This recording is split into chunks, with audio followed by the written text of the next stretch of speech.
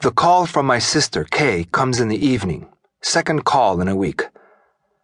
He isn't dying, Bing. I want to make that clear. He sits in his chair facing the door as if he expects someone to walk through. He asks for you every time I visit. I've driven to BC twice in the past 6 weeks. It's a long drive from here, but he won't budge from his place. First father? I can't resist, though I'm not proud of saying it like that. I wish you wouldn't call him that. That's what he is. You still have anger. She says this softly, but impatience is there underneath. Don't you? Not about the same things. Anyway, I try not to hold on to it. I want to snap at her when she talks like this. I want to say, get angry yourself, why don't you? You deserve to. He's old, Bing. Well, getting old. In his 80s, after all. I'd bring him here to Alberta if he'd agree to leave that tiny house of his.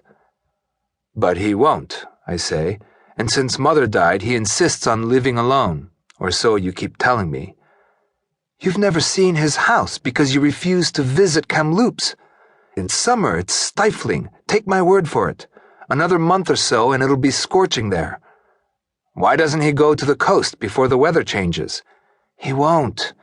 Not even with his own brother, though Uncle Kenji has offered to drive him countless times.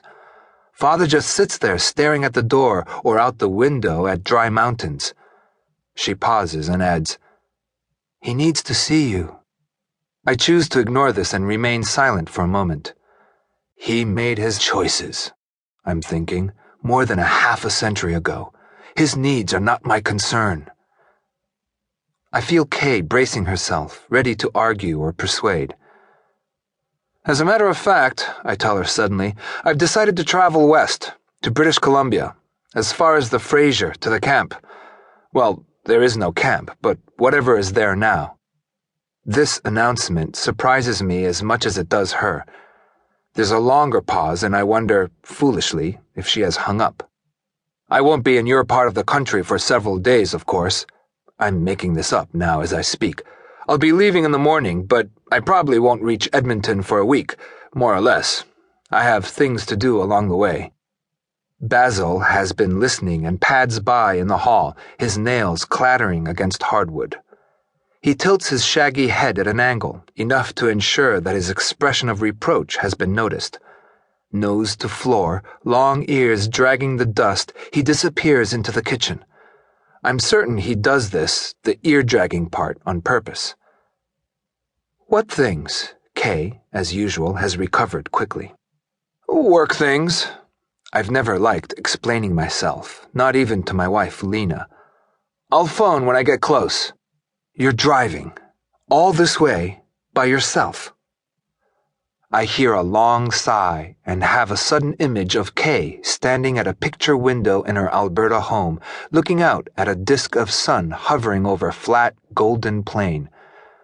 No, there will be nothing golden this time of year in Edmonton.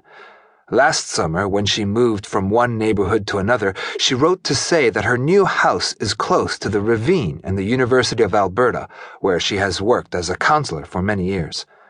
For all I know, she might be staring into the depths of a crevasse, or at rows of houses, or at spring snow melting in a parking lot.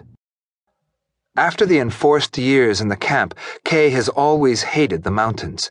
She feels squeezed between them every time she drives to BC, says the mountains press in on her lungs until she's short of breath. Maybe now that her children are grown and on their own, she's finally found a place where she can breathe deeply, no dips or peaks to interrupt her view.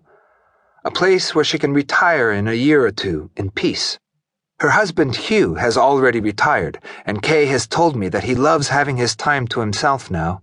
He has all sorts of projects going, though she's never said what kind of projects these are. Basil reappears, having circled kitchen, laundry, dining room.